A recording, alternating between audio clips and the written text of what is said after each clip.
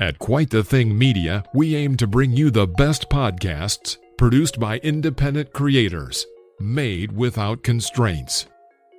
This is Anoop from A Walk Within podcast. Join Podcast Father on this journey, sharing great things all sorts of creators are doing. He is the indie podcaster. You've been searching for a podcast. Want to know about some great artists? You've come to the right place. Indie Podcaster with your host, the Podcast Father.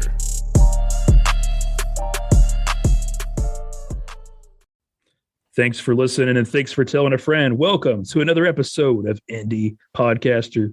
I'm your host, Jeff, aka Podcast Father. Tim McCarthy from 10 Minutes is still with me here. What's going on, Tim? What's going on with you? What's going on with me? I'm doing great. But what about you? I'm doing well, man. But my question for you is, are you just walking around those mean streets of West Newbury, Massachusetts? Oh, no one's going to see me out there. Does anyone get the reference? Yeah. I hope they did. Yeah. Oh, I'm glad you got that, Dan. I didn't prep you up for that either. I just shot that at you and you got it. Dude, you throw something at me, I'm catching it. All right.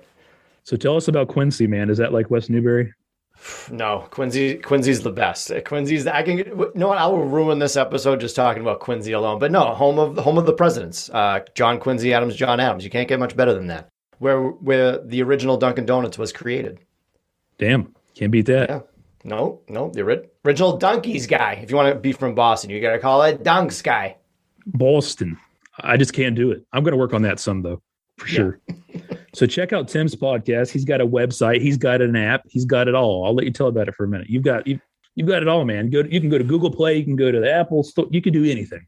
Yeah, you can find me anywhere. Just don't call me 20 TI minutes because I don't understand that. But it's 20 Tim minutes with one M. It's kind of easier to look at on the eyes. But yeah, you can go to 20timminutes.com. You can find me on social media, 20 Tim Minutes. And yes, I have an app. I don't know why. My friend from Appetizers LLC helped me create an app. Great way if you need an app created, little shout out. But yeah, I have my own app. So download your podcasting app, download the Good Pods app, and download the 20 Minutes app. Why not? You got all your plugs in. I like that. Tim has a great podcast that deals with mental health, and it deals with it in a way that everybody can relate to. So I suggest you check it out. But Tim, let's talk about who we're going to interview today. I say you, but it was me who I interviewed today. Stacey Sims from Diabetes Connections podcast. She's also involved in She Podcast. Been in broadcasting for decades. I mean, you get a chance to look into her some, Tim? Yeah, a little bit. I was always into broadcasting, so I'm very envious of her career. You know, this is interesting because she started this podcast because of her son's battle with diabetes type 1. She does not mention that, and she even said one day she will let her son share that story if he wants. However, that experience really inspired her to create a community and a podcast as like a support system for diabetes type 1. I actually like that a lot. I know she's from the Charlotte, North Carolina area, which I used to frequent down there. So yeah, that's fantastic. I love people that really help others what they've been through, because it's the same thing. It's like I'm going through it and there's a bunch of other people going through this too, and I want to help those people. So shout out to her. Absolutely. And I'm not gonna lie, my awareness for diabetes, man, is not very high. I know a lot of people are impacted by it, a whole lot of people. I myself just haven't been as far as family members or anything else, but I was kind of naive. I didn't even think about the difference between type 1 and type 2, but it's incredible that she's able to take something like that and be a valuable resource for people in that community. Also, being involved with She Podcast, big players in the women's movement of broadcasting, podcasting. That's a great thing to be a part of also. Oh, for sure. I'm pro-feminism. I'm a feminist, and I with my interviews, I actually deal with a lot of empowering other women. So it is good. We're just allies on the side helping women out, I'm going to share this interview with you. You'll like it. We take a deep dive into her content creator journey and various other things. So I hope you do enjoy. But before we get into that, let me take care of a little business. Jeff here. I want to talk about a few things that keep this podcast going. If you like the work that I'm doing, I encourage you to share it with a friend. That really is the best way to spread the word about Indie Podcaster. I would love it if you would go to your favorite podcast listening platform, may it be a Apple or Good Pods, and leave me a rating. Throw me some stars if you would like. All that word of mouth and sharing and reviews of this podcast does help. This podcast and myself are a proud member of Quite the Thing Media. Quite the Thing Media, podcasts that speak to you. Go check out all the great independent creators from around the world. It is a community-based podcast network, quitethingmedia.com. If you want to check out my page, it's quitethingmedia.com/podcastfather. You can request a review from me on site or submit a form to participate on this very podcast. Podpage is a proud sponsor of this podcast. Podpage is an amazing resource to build your podcast website. You want them big search engine hits. You want to be out there. You want to leave your mark in the digital world. And this website makes it extremely easy to do that. You can set up your podcast website in just a few minutes. Make sure you check it out, podpage.com. That's enough of all that. Let's jump into this awesome interview. I'm excited for my guest today. It is Stacey Sims with Diabetes Connections podcast. How are you doing? I'm great. Thanks for having me. Oh, no problem at all. Like we were just talking about, this is I've interviewed all sorts of different types of creators and artists. This is a unique one that I'm just thrilled about. I feel like I've got high expectations now. I'll do my best. Oh, you'll be great. So I have been listening to the podcast, and I did hear you reference several times that you actually, as far as I don't want to say interest in diabetes, but your son is diagnosed with diabetes, type 1, and that's what got you into all this. Yeah. So my son was diagnosed with type 1 diabetes, which used to be called juvenile diabetes. And he was about as juvenile as you can get. He was only 23 months, right before he turned 2. Oh, my. Yeah. And I had been a health reporter. I had worked in local TV news for a long time. And at the time, I was working in local radio, hosting a morning show. So I knew just about enough about diabetes to get him to a doctor. And we were very lucky that it was caught before too many bad things happened. But it was a real education, even covering health news for a long time. I didn't know anything about type 1. And he is 16. He is doing very well. But I started the show 6 years ago after I left that radio job because I didn't hear a show like it. Like a lot of podcasters, I kind of made the show I wanted to hear. And that's how it all got started. You're like a really great person to have on this, because I've tried to have like some different walks of life on this podcast as I've interviewed the last couple of weeks. And yours is just so unique. And that's why I've been so excited about this interview. What year was it when how old is he now? I guess is what I'm asking. Yep. He is 16. He was diagnosed in 2006. And I started the show in 2015. So, you walk around like a zombie for a while when your kid is diagnosed with something like that, just trying to figure out how to make it through each day. But once it became more of a routine of our lives, it was easier to look around at doing other things. I honestly can't even imagine. It's definitely something that you've taken a liking to as far as being passionate about it. So you talked about radio. So you were an on-air radio talent around this time? Yes. So radio was my first love. I started in radio when I was in college. I went to school in Syracuse University, and I worked at WSYR, the news talk station up there. When I was a senior in college, I was like the world's worst weekend reporter. But I did radio. I just loved it. And then I worked in local TV news. I thought that's really where I would stay. But we had moved to Charlotte, North Carolina. And it really just was in TV news, like in a lot of careers, you have to continue to advance or you leave town, right? Once your 3-year contract is up, if they're not going to promote you, you go to another station in another city. And I really liked Charlotte. I didn't want to leave, and I wasn't getting anywhere at the station that I was working. So luckily for me, I was also doing a lot of guesting on radio. I was the health reporter on a radio show, and long story short, the general manager liked what he heard and asked me if I was interested in working at the station. So I became a morning co-host at WBT, which is a huge Charlotte heritage station. I turns 100 next year, one of these big blowtorch stations. And I worked there for a decade doing the morning show. It was fantastic, except for getting up at 3:00 in the morning. And that's pretty much why I left, because after 10 years of that, I had 2 little kids, and when they were going to bed at 7:00 at night, so could I.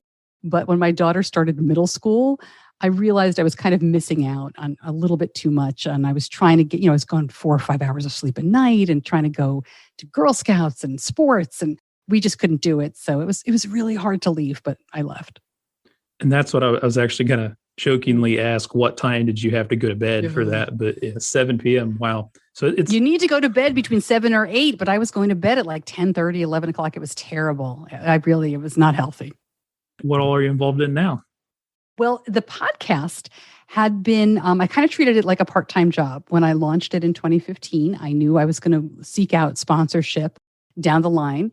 And I did. So I had a small business to begin with where I do commercial voice work and freelance writing and radio work and that sort of thing. So the podcast over the last couple of years has kind of grown to become much more of the part of the business. I still do some commercial work, but not as much, and voiceover work.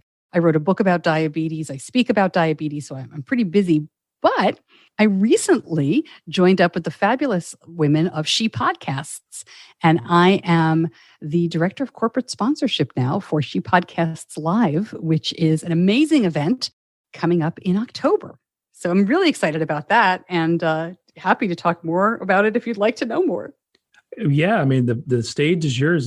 We want to highlight what you're doing, and I'll be the first to say I absolutely love She Podcasts, and I did not know that. So, well, congratulations, and that's awesome. Since you and I have last talked, I mean, it's very recent. So I'm really excited about it. And my feeling is that podcasting, I mean, sure, there's a lot of sponsors that you would think of that want to get in front of podcasters, microphones and companies that host and that sort of thing. Those are all wonderful. But I really feel like the industry is ready for sponsors that want to get in front of business leaders and movers and shakers and, kind of outside of the industry. But She Podcasts it's the largest in-person gathering, and I'm so grateful we can be in person in October, of, women who podcast, content creators. It's for women and non-binary creators. And it's all about learning, creating, thriving in podcasting. I was able to go to their first conference in 2019, and it was incredible because conferences are fun. I mean, I don't know if you've been to them, but, podcast conferences are lots of fun. It's lots of schmoozing, lots of learning. But for women in podcasting, there are different needs, there are different wants, and it's a different atmosphere. And I found She Podcasts to be a very nurturing place where people could ask questions that they might not have asked. Because you guys are wonderful. It's nothing against guys, but a lot of time when there's one woman in the room and 20 guys, she's not going to raise her hand and ask a question. So it's a really cool and different event. Yeah, no, that is super cool. I'm just tickled to learn that you're a part of that. That's awesome. Thank you. So I can tell it obviously means a lot to you. How did this all happen? I mean, obviously you've built yourself quite the work that you've done, and you've got a career going off this podcast. So did they approach you or? Oh, with She Podcasts, I've known Jess and Elsie, the founders of She Podcasts, for a very long time. Because I think this is something that is really helpful to many people, but when I'm excited about something, when I find a podcast that I like or find a community that I like, I get involved, I get active, I reach out and I say thank you, or this helped, or I send in audio when they ask for it, that kind of thing. And so I've been talking to them since 2015, since I launched my show. And I was literally just having a conversation with Jess, and we were talking about my sponsorship. I actually launched a course earlier this year to teach people how to get their shows sponsored. And the opportunity came up, and that it was really just one of those examples of right place, right time, right skill. That's awesome. So I did want to go back to college. You talked about Syracuse getting involved with the radio there. I did the same out in Washington. And to me, it was huge doing it in college because you just got to learn. I want to say you got a head start on the fundamentals of radio. I did a lot of marketing courses too and all that, but I didn't get into that kind of stuff until later when I had a career in radio.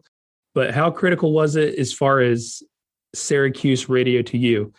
just seeing how much fun it could be and just learning the fundamentals of that communication. Well, I was one of those weirdos that knew what they wanted to do in middle school, right? It's like, what do you want to be when you grow up? I'm going to be a broadcaster. I just knew it, and I always loved it. I would use my old tape recorder to make commercials and radio shows in my room. I mean, it's embarrassing, but it's true. So going to college at a school like Syracuse, which is very well known for the Newhouse School of Communication, it was fabulous because I was surrounded by a bunch of nerds just like me. And it was great because there were people there that they could quote, I don't know what your radio experience has been like, but they would tell you like the call letters and who the program directors were and the history of the stations. And I didn't quite know that much, but it was really an incredible experience. There's several radio stations on that campus run by the students. There's WAER, which is actually an NPR, I believe it's an NPR affiliate, but it's run by students and faculty. And then there's WJPZ, which is student-owned and operated, which is, when I was there, it was more like adult contemporary, hot AC station. And it competed in the market. They sold commercials. They gave away a car at the state fair. I mean, it was a really wild place to be. But the atmosphere was so much fun. And it's a community, and I know I've used that word a lot today already, but I'm still involved with that group. There's an alumni association that is second to none, and we do yearly reunions when COVID's not around. It's been great, and those are people that are not only friends, but they can be professional contacts too. So I'm always learning from them. So when I got that job at WSYR, I was 20. And when I tell you I was terrible, they don't teach you much. It was just like, oh, can you write a little bit? Sure. Here's a car. Here's a map because, no GPS, no phones. I don't think I had a cell phone. I was 20 years old. And go cover stories, find stories, enterprise stories. I knew nothing. And I was convinced they were going to fire me every Monday because I did stories on Saturday and Sunday. But all they cared about was there a story or two to play on Monday morning? And I gradually got better. And, thankfully they kept me on. But radio's fun. It's like, podcasting now too, right? It's full of dynamic, smart, fast people who just, have a passion for what they do. Because I'm sure if you don't have a passion for your content and for the medium, this is a lot of work. It's not going to last. Oh, no, I absolutely agree. It is a lot of work. And I'm kind of realizing now that I underestimated it, if that makes sense. We all do. So I'm thinking about the year 2015, like you said. That to me is also the same year when I think I first really heard the word being used frequently, podcast. Because that's around the time, I think, when it just started to go a little bit more of getting noticed. Would you agree with that? I mean, I didn't really know about them until 2015. And certainly when I had a show on the internet forever ago, it was not called podcasting. That is around the time to me when I actually discovered it. Yeah. Well, right. It was for a while, people were saying that they were kind of using the terms internet radio and podcasting a bit interchangeably, which isn't really, the case. Well, I was called a radio reject all the time. Oh, okay. By doing the internet. You're doing internet radio, they were like, oh, well, you're not on the real radio. Yeah. Well, and it's funny how all that has changed, hasn't it? That's actually what I was about to say. Absolutely. Yep. So I think when you're talking about 2015, so Serial, which a lot of people say, was a big turning point in podcasting, the show Serial, which, and I'm sure you know this, it was also around the same time when Apple changed their iOS to make podcasting more accessible. I don't believe it was a native app change at that time, but I believe it was how it got on your phone or how things loaded. But those two things in 2014 and 2015 really changed the game. You're absolutely right. And it was interesting for me because I was listening to podcasts in the mid 2000s, 2006, 2010, when you actually had to plug your iPod into the computer and download the shows. Right. And I had a little iPod Nano, I remember, and I used to get like all the NPR shows or, it was just really difficult. And not having to do that changed the game significantly. So when I launched in 2015, it still seemed really mysterious, but it wasn't, it was kind of this beginning, I think, of where we are now. Who did you go to when you first started for advice and all that? Was there a mentor that you had that you knew, or you were just winging it? No. I laugh because I was on somebody else's podcast. There have been diabetes-centered podcasts really since there's been podcasting. It's amazing to me. There were some, like I said, way back, in the 2006, that era. But I was on somebody else's show, and I said to him after, "Hey, Chris, I like doing that a lot. I'm thinking of launching my own show. How the heck do you do this? Like, what do I do? I know how to do broadcasting, but how do I do podcasting?" And he sent me an email. I'll give him a plug. He had a different show back then called Just Talking, but now his show is called Mark All That Apply. And he sent me an email that said, "You need a host, you need a microphone, you need this." And he laid out kind of how to do a podcast. And for somebody like me, who I can talk all day long, and I knew what the content was going to be, but having the production spelled out for me, having the distribution spelled out for me, that really made all the difference. And so I really, I credit him all the time for helping me get started. And back to the diabetes piece of it all. Yeah. We talked about how you are introduced with your son. How much into this scenario or this ordeal would you say when there was a point in time when you thought I really want to make a difference because of the experience my family's gone through? How long did it take before you started thinking like that? Well, it's interesting. I always say I'm like the luckiest person you'll meet who has a child with type 1, because I was already involved with JDRF, which used to be called the Juvenile Diabetes Research Foundation. Now they are just called JDRF, but they're one of the biggest research charities, in the country and in the world, really, for this. And when I worked at WBT Radio, I was, as radio personalities will be sometimes, I was the MC for charity events, and I was the MC for their golf event. So I got to know them over the years, and I got to know people who lived with type 1 and their kids. And so when my son was diagnosed, I had resources. And I got involved with kind of what they were involved with, walks and charity events and welcoming new families. And then a few years into it, I realized that there's so much technology and news that is changing. There's so much research and information that is out there. It's very difficult to find because, your news outlets, your mainstream media types are really not going to cover this in depth, because it doesn't appeal to enough people. And that's when I realized that a good way for me to make a difference, something that wasn't happening, was in-depth interviews with the newsmakers, with the technology companies, with people who live with type 1, to kind of create a history, give a source of information, kind of, fill a void. And I love my whole background, my whole career is in news. I love news. I love information. I love conversation. And so the podcasts that I mentioned in diabetes were already terrific, but they were mostly adults telling their personal stories. They wouldn't necessarily talk to, this week, I talked to a technology company that makes a continuous glucose monitor.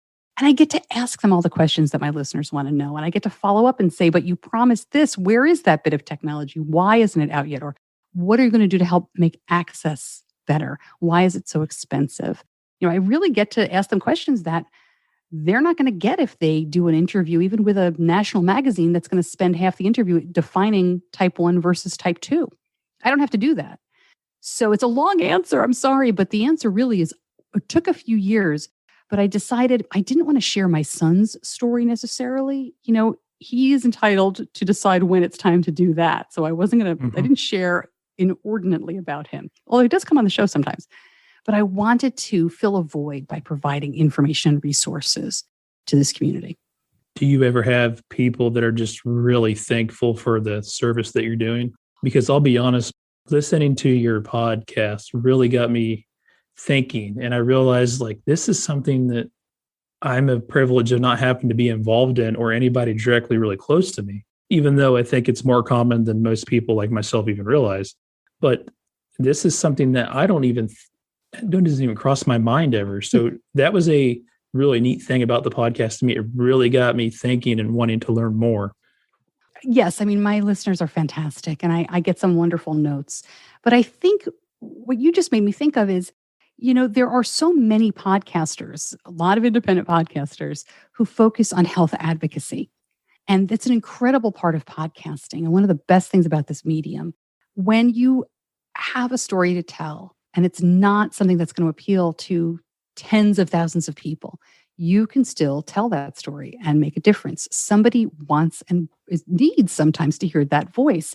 So it may not be diabetes, maybe it's breast cancer, or maybe it's fibromyalgia, maybe it's IBS. I really feel like health advocacy, health leadership, layperson leadership is such a great resource that is conveyed through podcasting. Now you have to be careful because, the flip side of that is there are some bad actors. There are people who are selling you snake oil, right? There's some people who are preying, unfortunately, on people's fears. But for the most part, I've met some incredible people of all different kinds of health communities. And I think that that's one really cool part of podcasting, that we can kind of help each other. So sure, I focus on diabetes, but there are many other communities out there. So I hope you never need us. I hope you can always listen to just fun podcasts and not worry about it. I'm proud to announce that the podcast father, myself, Jeff, and Podpage are teaming up for this sponsorship. Podpage is great, guys. Like I was telling you earlier, it is so critical to have an actual podcast website. I know the link trees are used a lot, but you need an actual website. You need something that's going to show up in Google. You need something that's going to show some hits, a trail that will lead to your podcast. And there's not a better way to do it than Podpage. You can build a beautiful podcast website in 5 minutes. Automatically create a listener-friendly podcast site from your RSS feed. Customize the design to create a professional look you'll be proud of in just a few clicks. There is no coding or technical knowledge necessary. There's a free trial to give this a shot, and there's different packages ranging from free to all the goods and gadgets, but still at affordable prices. Podpage is big supporters of indie podcasts, so make sure you support them also. Go on podpage.com and get your podcast website set up. With that being said, we will roll into this segment sponsored by Podpage, where we will play a trailer from a different indie podcast every episode. I hope you enjoy it and give them a listen after you're done listening to my show. Then afterwards, we'll jump back into the interview.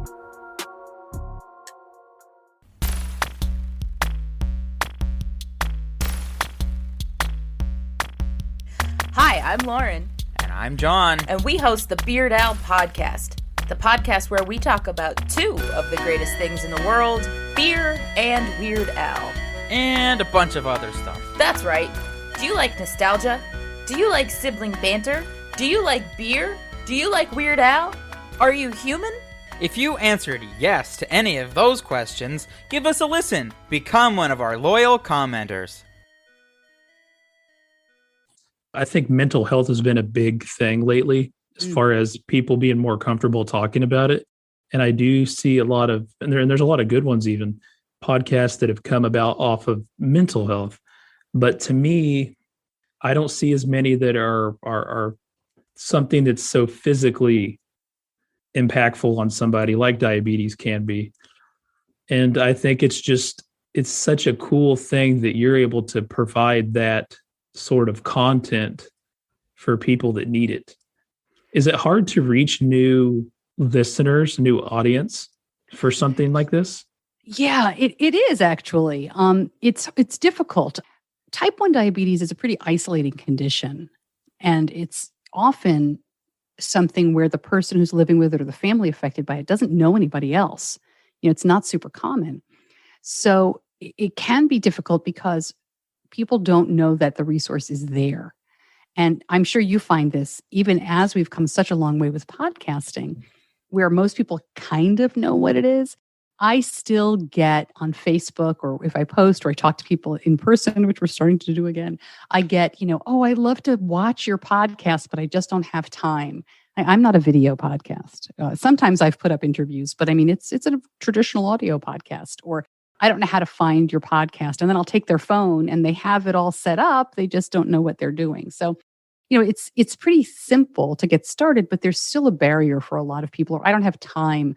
I added transcripts in 2020 to the show, and they're not perfect because I don't have the time or the staff to make them really speak diabetes well. And there's a lot of jargon. So we do our best. But those have been really popular because there are some people who still just do not want to listen, but they want to read. So fine by me. I just want to get them the information. But I do find that once people find the show, they may not listen every single week because not every episode is pertinent to them. But my engagement in terms of like Facebook groups and people commenting, it's a very strong and passionate community. Hey, can I take a quick second? Would you mind if I just did a quick definition of type 1 and type 2 and jumped into something else real quick? No, the floor is yours. All right. I like to take a little soapbox moment whenever I do it. I was actually about to ask you if you could, and if you do this, if you could do me a favor, can you share a couple misconceptions that people may have about these? You got it. Okay. I think, I take for granted that people know all about diabetes, but there are so many different types.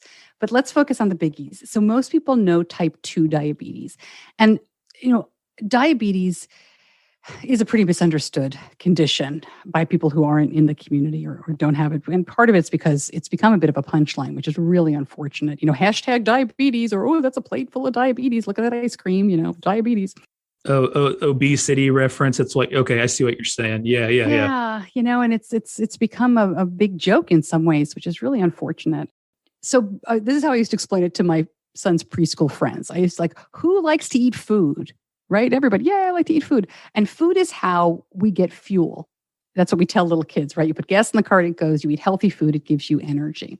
Well, what happens with diabetes is that with all types, something is preventing your body from breaking that food into fuel.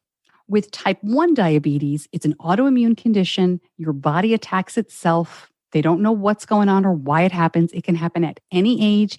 My son was 23 months. My friend was 68 years old. Type 1 diabetes, your body attacks itself. It attacks the pancreas specifically and eliminates the cells that produce insulin. Insulin is what your body needs to break down the food into fuel. It kind of releases the energy from the glucose. This is a very layman's term. So, don't write in. I'm not a doctor, but this is the easiest way I've found to explain it. There is no cure for type 1 diabetes. Eating more healthfully, may make you feel better day to day, but you are always going to need to inject or infuse insulin. Even if my son ran a marathon every day and only ate lettuce, he would still need to inject insulin. So type 2 diabetes is where the body still produces insulin, but for many reasons is unable to use it well. So you're eating, your body still cannot break down the food into fuel properly. And unless it's treated, when the food is not broken down, you get high blood sugar. The glucose in your body is circulating around. It's very damaging to your organs. So type 2 diabetes, look, it can be exercise. It can be eating better. Those things can help. You may need insulin. There's a huge genetic component to type 2 diabetes. So even people who are thinner can get type 2, especially if there's a long family history of it. And I kind of skipped this with type 1, but as I mentioned, the glucose, if not broken down, circulates and is very damaging to the organs. Without infusing or injecting insulin, somebody with type 1 will be dead within a few days, if not a few weeks. Type 2, it's a little bit more insidious. It can take a longer time to see the damage, but the damage is there just the same. And then the one thing I always like to bring up is something called LADA, or type 1.5. And LADA is latent autoimmune diabetes in adults. And it is misdiagnosed 30% of the time. And what happens is somebody who's an adult, 35, 45, goes to the doctor. They have high blood sugar. The doctor says you must have type 2 diabetes because you're an adult. But they don't. They have type 1 diabetes. And it's this, I said they have type 1. They have type 1.5. It's very complicated. But anyway, so my whole message here is if you have had a diagnosis of type 2 diabetes as you listen, and you're doing what you're supposed to do, and you're taking your metformin or your medication or whatever, and your A1C is still high, ask your doctor about 1.5 or LADA and see if that's what's going on. Because it's amazing. You can be misdiagnosed like 30% of the time, and that misdiagnosis can last 10 years before they figure it out. That's the whole big soapbox. Woo. I like it because I think that's what we're trying to do. Not only highlight the great work that you're doing, but talk more about this because not many people, I say not many, that's just a general term, and I'm not going to lie, I started Googling a lot of stuff for this interview just because I found when I started listening to your podcast, I started realizing like, I really don't know a whole lot about this. And I started kind of feeling ridiculous. So I've actually been researching. I didn't even know the difference between type 1 and type 2. But why would you? I don't think most people do. And that's okay. If you're not affected by it, I think it's totally understandable. And I hope I was kind of all over the place there, but it's just so important to know that adults can get type 1 or type 1.5 because it really matters in how it's taken care of. And I think for me, myself, like you said earlier, played it all the terrible things that are referenced as far as diabetes. People just generally speaking may just try to connect it to obesity, and that is not the case, especially with type 1. That's why I'm really glad that you did go off on your quote unquote soapbox. But there is a big difference, and the awareness just is not there. It takes people like yourself to make sure the awareness is spread. We're doing our best. But I got to be honest with you. I pretty much try to spread awareness when I'm on a show like this, or maybe during Diabetes Awareness Month in November. But my focus over the last couple of years has really turned kind of more inward. It's been a funny evolution, to be honest with you, as I'm really trying to serve the community that listens to the show more. So I'm just kind of thinking about that as you're asking. And it's interesting. I'm always happy to educate. I'm always happy to talk about it. But at the same time, there's so much real specific information to get to my people. Well, your people, the community, I'm sure the engagement is very high, like you said, because this is going to be something, they're not just going to be listening to it for no reason, right? There's probably going to be a reason, and they're going to feel a really tight-knit personal connection to that community. So I think that's why it's awesome. You're not just going to be listening, like generally speaking, just to check it out, unless you have a reason to. And I think that's where the engagement rate is definitely really high in comparison to just an entertainment aspect of a normal day-to-day podcast. It's funny because that's absolutely true. And then every once in a while, I'll have a guest that, the general public is interested in. Mark Andrews, who's an NFL player, he lives with type 1. So, of course, I took questions from my listeners, and we had a great conversation a couple of years ago. But that was one where the general public, like more people were interested in that than I would expect. The episode that I aired this week, I would love to say it was an interview with Nick Jonas. I was able to record a news conference with Nick Jonas, who lives with type 1. And we were able to submit questions, but it wasn't really a one-on-one interview. But the episode is this whole conversation with him. And it's getting a lot of attention from his fans, right? Who know he lives with type 1, but don't really hear a lot about that side of him. And so that's been really funny. Today, as you and I are speaking, that episode is getting retweeted by like the Nick Jonas fan club or whatever they call themselves on Twitter. So I'm interested to see if they really listen, what's their engagement going to be like. You just never know with podcasting. That's very true, especially when it comes to like social media. You're like, what is the outreach really, right? Right. But no, that's the first thing. I did see that, and I did listen to it, actually, the Nick Jonas thing. It may not be like the community, but it does bring more awareness, which honestly does benefit the community. Yeah. Oh, no, that's a good thing. No problem with that. I wish I had my chance to ask my questions, because I submitted a few. You can hear, if you do listen, that they mentioned the questions that I asked, but they left out what I think is the most important question about the price of insulin, and is he going to use his platform? And of course, I knew they weren't going to ask him that, but maybe someday he'll come on the show and I can ask him all my harder questions. I'll put a good thank word you. in. Yes, he's my everybody. best friend, of course.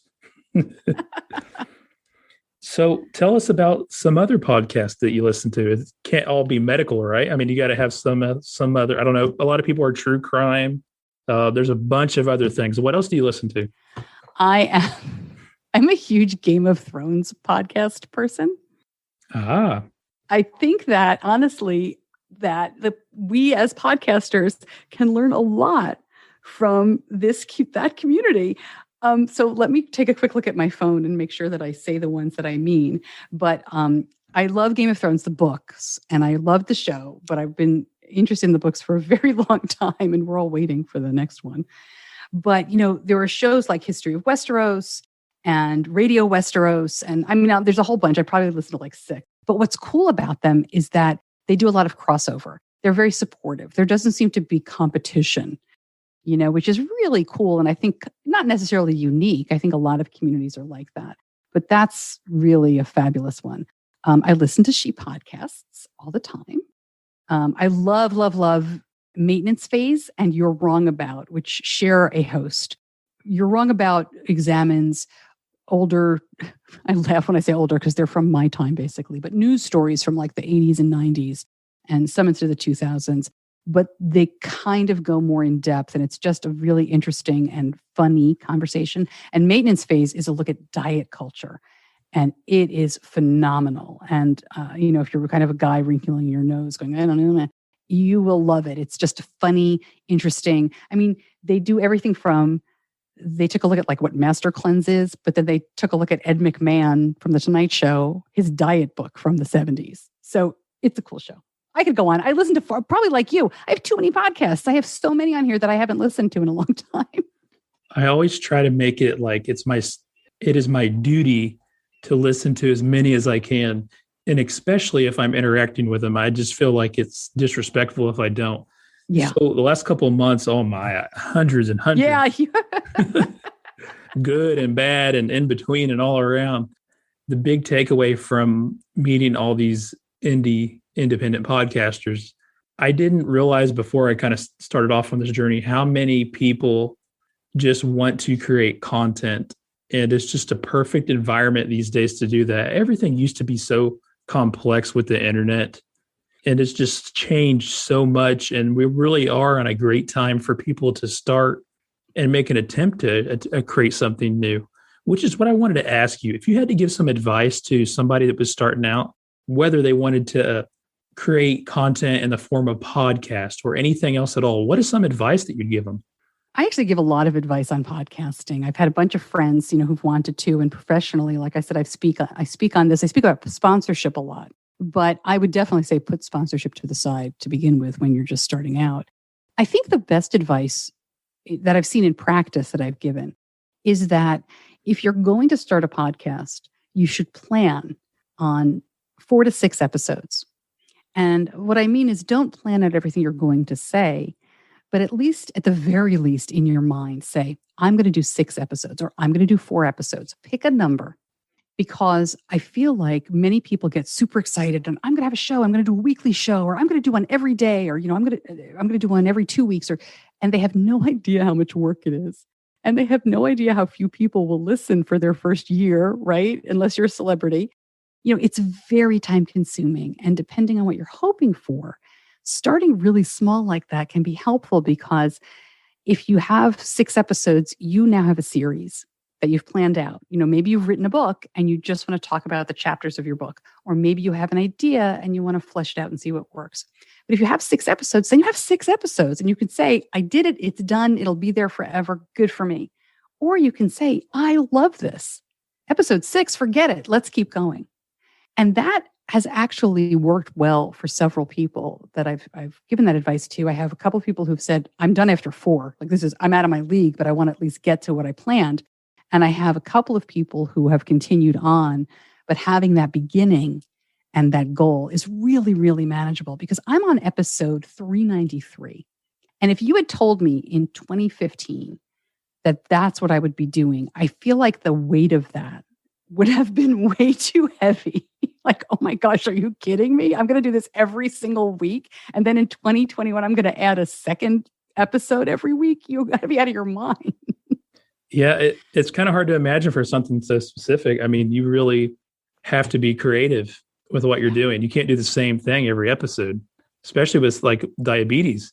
You have to find new forms of spreading the information and new entertainment aspects. So I think it's super cool that you get into it over 5 years, then you add a second episode a week. Yeah. That's like almost challenging yourself, right? Like, I have like shiny object syndrome, I think. Like, that looks fun. Let's try it, So what I did was earlier this year, I decided to launch what I was calling classic episodes. I have this huge back catalog, and I didn't want to do dynamic ad insertion. It's just me. So, and I have a wonderful editor, John Buchanan at Audio Editing Solutions. There's a plug for him. But I couldn't do that. So I decided to do a reissue. So I would take the episode from 2015. I would do a new introduction. What's the person up to now? And then replay that. And it was fine. It was good. They were getting good response. But then I had this idea about 3 months into it. No. What I really need to do is a weekly newscast that's only 5 minutes long about all the top stories. Because podcasting is great for information, but it's not breaking news. I mean, I'm used to, like I said, radio. It's breaking news. It's more immediate. So I said, let's do a diabetes news update every week. And I do that live on Facebook now on Wednesdays and turn it into an audio episode on Fridays. And I love that. I mean, talk about more work for yourself, but it's great. I mean, in every couple of weeks, there's a new diabetes conference. So more studies come out, and there's always something to talk about in terms of technology or research. And it's all types of diabetes. That is, the show itself is focused on people who use insulin, but that newscast is for any and all type of diabetes, like gestational diabetes as well, things like that. Could you ever see yourself getting into another topic on a different podcast or starting a new podcast that's completely separate? I would love to. I have so many ideas. I think like most podcasters, right? It's like, oh, I want to do this. I toyed during COVID with doing a Broadway type podcast because I love musicals and I love making fun of musicals sometimes when they're really cheesy. And I thought about doing something fun like that. And then I thought I could do a review show and, I'd get free tickets. And I had all these ideas and I thought, I don't have time. I would love to do, there's so many different things like a pop culture, something lighter, right? But I just don't have the time because I want it to be good. I want it to be high quality, but man, I would love to. There's so much fun stuff to talk about. When I listen to other podcasts, I always want to do more, but there's only so many hours in a day. But my youngest is going off to college in 2 years. So maybe then. We'll have to start a podcast then. I do think that the one other cool thing I want to bring up about your podcast is that you do have a very positive vibe, because it isn't a very positive thing that you're talking about, but it shouldn't necessarily be looked at like a negative thing, but you're able to keep something that can be so negative and still be really positive. Does that make sense what I'm saying? I think that's what makes it work. You couldn't just get on there and be negative about it. Hey, you need to do this right now. You need to go see this doctor. I mean, you're keeping it positive, which is what makes it a good podcast, because it is something that people struggle with in a negative way, but you are helping them almost see a positive light to it. Maybe I'm just going off on my soapbox here. Does that make sense what I'm saying? No, I love it. So I was pulling up on my phone. I just got a review. I always forget to ask for reviews on Apple and everything else, but I got a review this month that says Stacey's style and tone is upbeat and positive. And then he went on and, I hear Stacey smiling through each episode and he talked about what he likes about the show in terms of information. And what's interesting is that comes, I think, from my radio background, because when all you have is your voice, you have to give information in a way, it depends on what you're trying to do, right? But the job I always had, morning radio, was we want warmth. We want people to turn on the radio and feel really good about starting their day with us. The news might be bad, right? It's rarely great, but you want people to turn on that radio and get reassurance. The world's still here. Your commute is happening. We're with you. And I was always taught to be really warm and welcoming. And I think that helps a lot when it comes to my type of podcast. It's not going to work with every type of podcast. And there are times when I have to, if I'm trying to really ask a tough question or kind of double down on things, I try to do it in a way that's comfortable. But at the same time, you do have to ask. So I really appreciate that. I mean, the hard thing with diabetes is you don't want to be too much of a Pollyanna, right? We want to be real. But I think I've said it on my show many times, like we're the luckiest people you'll meet. And part of that is because I knew people who were living well when my son was diagnosed. So I didn't have the horror story of, the first person I met told me about their cat who had diabetes, or, their grandmother 70 years ago, who lost her life. Or I didn't have the horror stories, and the horror stories are out there. And so we were really lucky. And, most of the time, I hate to say, it's really not through anybody's fault of their own. There are problems in this country with healthcare and education and access. So it can be difficult to get the care that people need. So I appreciate you saying that because we try to keep it real but positive. But I also think as podcasters, you need to know your audience. You need to know what kind of tone you're trying to get across. And if you're serious about it, working on your voice and getting good feedback can be incredibly important because your voice is your tool. Yeah, my voice is terrible. I'm just kind of throwing. I'm throwing crap against the wall and seeing if it sticks. I'm along for the ride, I guess. And I'm glad you took the ride with me today. You have a very genuine voice. You don't have like the big announcer, like, hey, let's all do sports. Well, you have very genuine. I mean, when I started in radio, I was told that my pitch was too high. And so I used to put my headphones on, and anytime I was on the air, I would crank the treble way up so that it sounded even higher to me. And that would make my voice go lower. And it really helped. But at the same time, well, this is another topic altogether. Women's voices microphones aren't generally built for women's voices. So you don't hear us the way we sound. That's why people often will be more critical of women's voices in podcasting. Quite often it's just the microphone, or it's a really interesting phenomenon. So I've kind of worked on it, but I don't know. We could talk about voices all day. It's such a cool thing to think about. And I think that with the upswing of podcasting, and I don't want to say radio's on the way out because it's not, but it's changing, right? I mean, let's acknowledge that. Big time. Right? You don't have those big voice guys anymore. You really don't have in sports, you definitely do, but you have more and more women in sports. You have more different voices. It's rare to have a big voice guy who's like, I know the news, for the whole show. I really appreciate you coming on and hanging out and chatting with me today. I did want to ask you one more thing, or mention one more thing. Out of everything that you've done and accomplished, what would you say means the most to you? Because it kind of, we talked about she pods, and you're a great example of the breaking the glass ceiling and really coming out and succeeding. You've built this podcast of yours up from the ground, and that's incredible. Do you look at yourself like that, or am I just looking at you like that? What a great question. I mean, listen, the fear of answering a question like this, honestly, is that I'm going to sound like an egomaniac, right? But I'll go for it. So obviously very professional person here. But I will say, yeah, I really do think that I've done a really good job in podcasting, not just getting the message across with diabetes, but selling my show, showing sponsors that podcasting is an incredibly powerful medium. It's a legit medium. They shouldn't be paying peanuts for it. It's very valuable. My audience is very valuable. I protect my audience. But I do think that I have raised the bar in many ways that some people may never know about. But in terms of what it costs to sponsor a podcast, what people expect out of podcasting, I talk about disclosures and disclaimers and ethics all the time. My listeners probably get tired of hearing it, but I'm very clear when, I'll interview a sponsor on my show.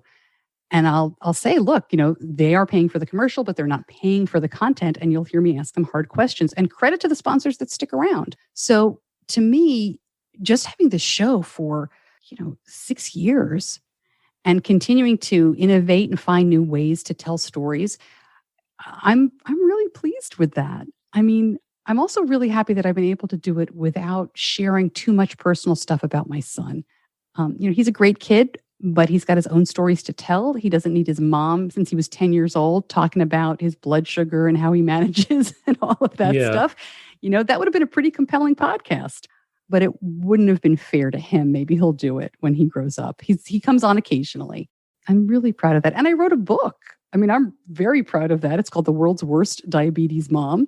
And it's all about how being perfect is impossible when it comes to raising a kid, let alone a kid with diabetes. And that's been phenomenal. And my book tour was canceled, of course, in 2020, but I'm starting out. This summer, I'm able to get back on the road, and I'm really excited to be going to diabetes conferences, and the book sold really well. So that was a long answer to your question. But yeah, I mean, I'm proud of what I've accomplished, and I don't mind saying so. And you should be. Thank you. But I do want to make sure to give you a minute to promote and talk about where they can find all your stuff at. Yeah, thank you so much. Well, first of all, as you're podcasting, you should be checking out She Podcasts. So I'll get the plug in for that. She Podcasts Live is happening in October in Scottsdale, Arizona. It's going to be amazing. So join us for that. And if you'd like to talk to me about sponsorship, just reach out. The easiest place to find me is diabetes-connections.com. And I am Stacey Sims, STACEYSIMMS, on Twitter and Facebook and Instagram. I do not hang out on TikTok or Snapchat. Those are my three. I'm on LinkedIn, but those are my three basically for podcasting. But diabetes-connections.com will take you anywhere you want to go in terms of learning more about me. Stacey, I really do appreciate you doing this interview. You are an inspiration, and we'll definitely have to keep in touch. You got it. Thank you so much. Really do appreciate you listening to this episode and checking it out. I hope you continue to do so with the next. I hope you have an appreciation for what I'm trying to do here, highlight all the different things all sorts of different creators are doing. I hope you get behind me on that and continue to join me on my journey. I'm Podcast Father, the Indie Podcaster. See you next time.